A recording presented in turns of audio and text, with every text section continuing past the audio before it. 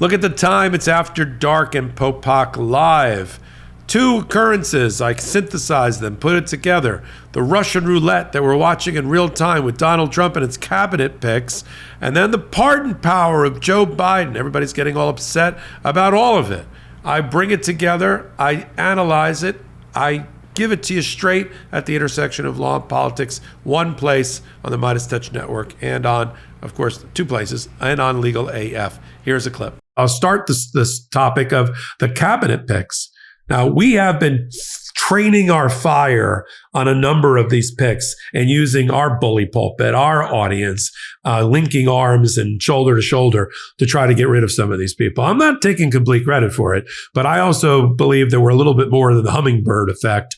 And we and our audience, particularly, contacting their senators, their congresspeople, us keeping it in the media, us keeping attention on it, help get rid of Matt Gaetz with his sexual predator allegations and pedophile and sex trafficking allegations as Attorney General. Boom, put him aside. Now we're looking at guys like Pete Hegseth for the Department of Defense head, to be the head of the Pentagon. Same thing. He's got sexual misconduct, a rape allegation, financial misconduct, personal misconduct, all coming out now in new reporting in the New Yorker magazine. What is causing this? And one last thing. Apparently, the Trump transition team is all upset at Hegseth that he had the police report from the rape allegation and never turned it over to them.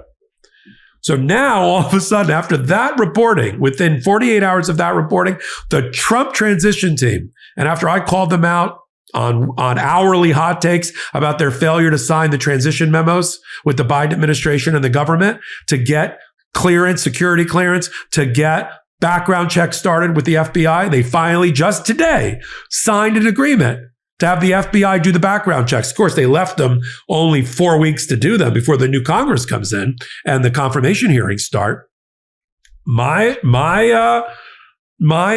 prediction is that they need it to get rid of some of these people that Donald Trump put up without a proper background check. And they're going to use the FBI investigation as an excuse rather than them take them out. We wanted Pete Hegseth, but the FBI found some devastating things. But we wanted him. You saw, we put him up. It gives them cover with MAGA. We put him up. We took him down. We put him up. We took him down. I think this is going to give them, this is the cover they need to get rid of RFK Jr., to get rid of Tulsi Gabbard, to get rid of Hegseth. Okay? And they can point to the FBI, which is currently under the control of the Department of Justice and Joe Biden. Oh, it's Joe Biden. We wanted him, man. We wanted him. That's what I think is happening here. Because I don't think, I've said this on a hot take recently on Legal AF, the YouTube channel, is I don't think we are, I think we've seen the last almost of Hegseth. He's made it past the 8 days that Gaetz made it, but he's not going to go much further. I'm not sure he gets put up on the allegations. It's not one woman who claimed rape. It's dozens of women. It's public intoxication allegations while he was the CEO of two veterans groups. And this wasn't youthful indiscretions. He was a major or a captain in the military. He was a Fox contributor. He was the CEO. He's pulling down a couple $100,000 a year when he tried to get up, as alleged, on a what do you call it? On a dance floor at a strip club, right? And attacked all the younger women, and that's, and nobody can say that's out of character for him. Even Megyn Kelly said, I worked for the guy. I'd never date him or marry him. He's got 2 children out of wedlock, 3 marriages, 2 of them on the rocks. And his own mother, Penelope Hegseth, came out with an email at the time that said, you are a serial abuser of women and you need to get help. All around the same time of out of wedlock children, impregnating a Fox producer, and the rape allegation. Mother knows best. I mean, that's all we can say. So I think, again, this FBI thing is a ruse and a smokescreen. They're finally capitulating because Susie Wiles or some adult that works in the Trump transition team, and I use that term lightly, has finally said, we got to get rid of these people.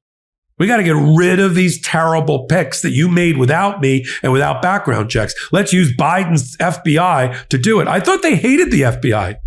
That's the other thing. I thought Donald Trump wanted to fire Chris Wray, the head of the FBI, with 3 years left on his 10-year term, a guy that he appointed after Mueller. Okay? I mean, after after the prior Comey. Okay? Now, and they want to get rid of the FBI completely and have it lobotomized by Kash Patel, who is the most QAnon conspiracy deep state guy around, totally unqualified. I'd have to do a whole show about how many senior people were going to quit because Donald Trump wanted to put Kash Patel into a position of leadership. He said he's going to mothball the FBI. He's going to sell the FBI headquarters, make it a museum to deep state, and send all the FBI around the country and have them serve as cops. Just dismantle our intelligence community.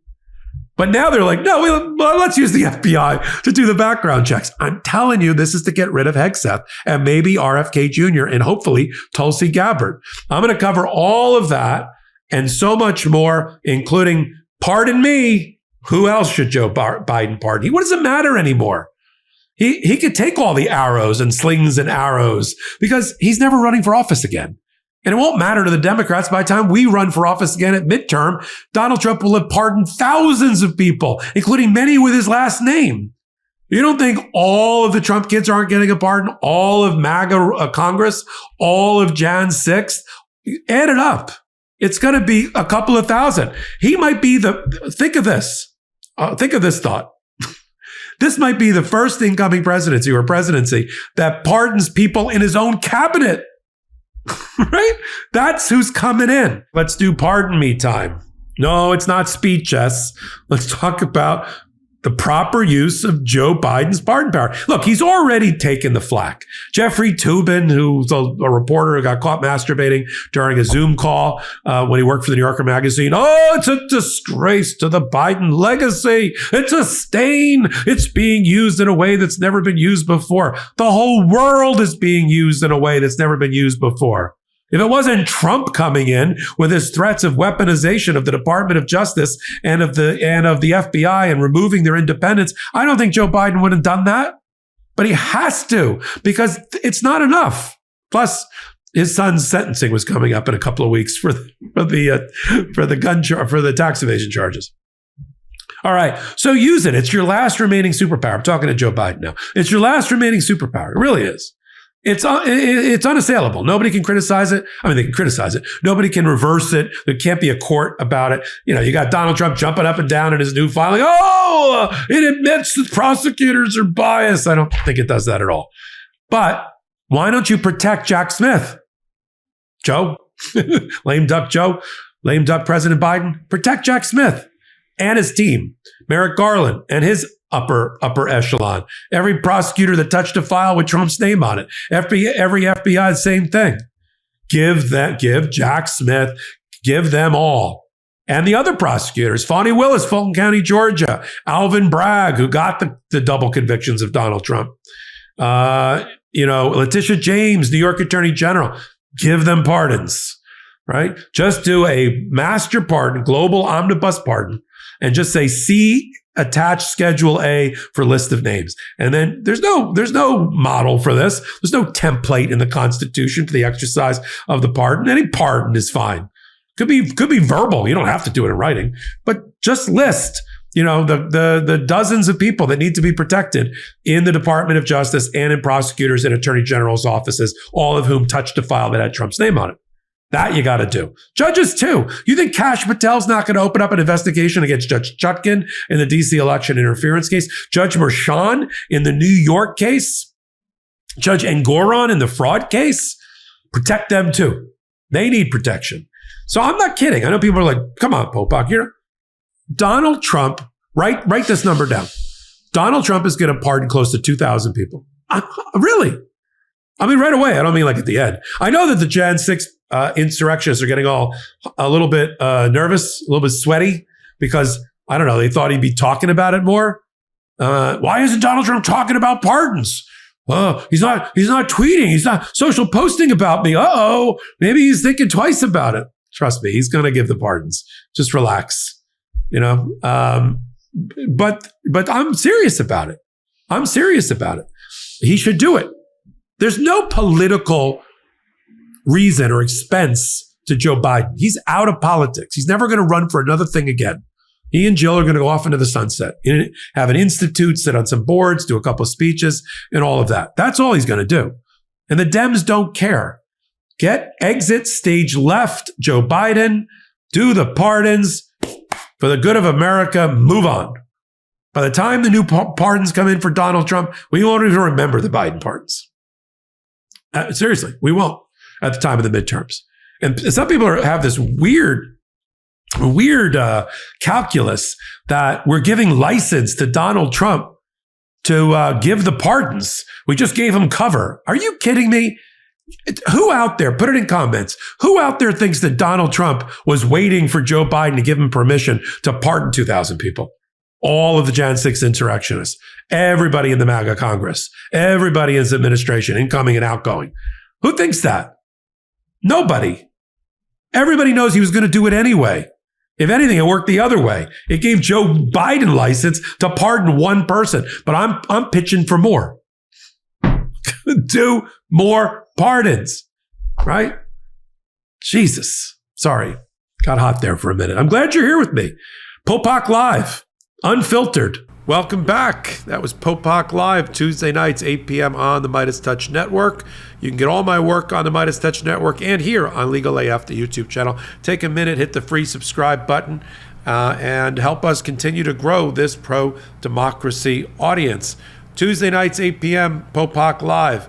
Wednesdays and Saturdays, Legal AF, also on the Midas Touch Network. And then all things you can geek out on Legal AF right here on the Midas Touch Network and Legal AF, the YouTube channel. So until my next reporting on all things Legal AF, I'm Michael Popok. In collaboration with the Midas Touch Network, we just launched the Legal AF YouTube channel. Help us build this pro-democracy channel where I'll be curating the top stories, the intersection of law and politics. Go to YouTube now and free subscribe at Legal AF MTN. That's at Legal AF MTN.